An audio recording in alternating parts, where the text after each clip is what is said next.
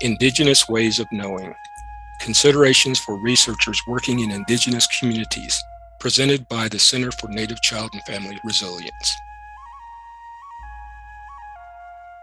Indigenous ways of knowing are the epistemic norms, beliefs, and practices that Indigenous peoples have used for millennia. Researchers working in Indian country have a responsibility to enter a tribal nation with humility, cultural competence, and knowledge of Indigenous research norms and methods. This is the first of 5 videos designed to provide researchers with a framework to engage effectively and respectfully with Indigenous communities. Lisa Grayshield, PhD, Washoe Tribe of Nevada and California. I want to recognize as we go into what is at the heart of Indigenous ways of knowing is knowing that we are all interconnected and interdependent. And so I think it's important, even in our introduction, that's why, I want to recognize that those that have gone before me, because the information that we're sharing from an Indigenous perspective, it sounds very pan-Indian, and it is in a lot of ways. It's very pan-Indian because it does not express our culture. But I think at a deeper level, we understand that we're all in this together. And IWOK is the knowledge and the information that has been passed down through the generations from the most original people that live on those lands.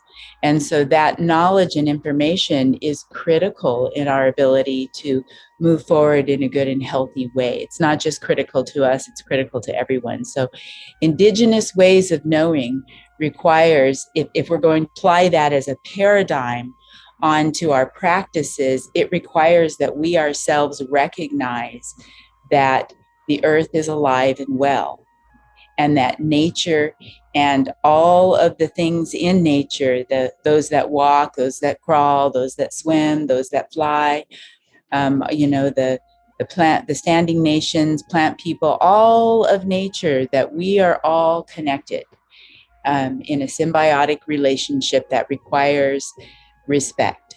So respect is at the heart of it, and it is important to gain the information of the people in those locales. So in servicing them in a mental wellness service agency, it is absolutely critical to remember that the people and the land are connected. And so it's important to really include all of that information about what it means to be a people of the land and assist with helping our people return to that land in a way that is empowering and also relevant for this modern world, like herbalism and plants and all those kinds of things. And coming back to our traditional ceremonies, paving those paths and making our programs need to make space to allow the paths of those ceremonial practices to be intricate within our helping paradigm.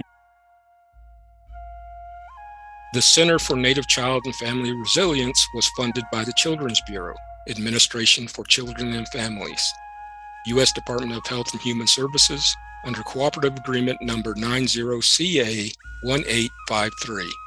The contents of this product are solely the responsibility of JBS International Incorporated and do not necessarily reflect the official views of the Children's Bureau.